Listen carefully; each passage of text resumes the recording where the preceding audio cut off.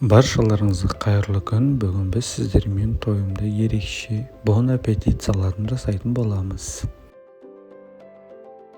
Ол үшін бізге бір балғын қиярды жіңішке бөліктерге бөліп, соломка ретінде турап шығамыз.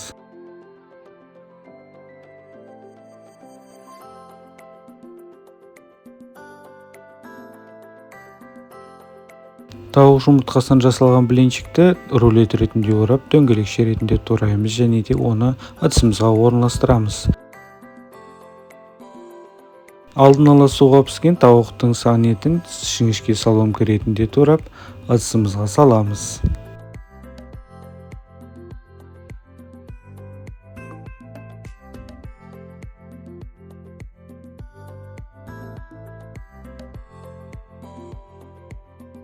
Енді салатымызға 7 ас қасық консервіленген жасыл бұршақты саламыз.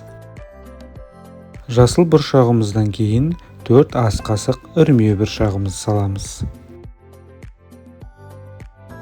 Салатымызға дәміне қарай тұз сеуіп, көлеміне қарай майонез құйып, жақсылап араластыратын боламыз.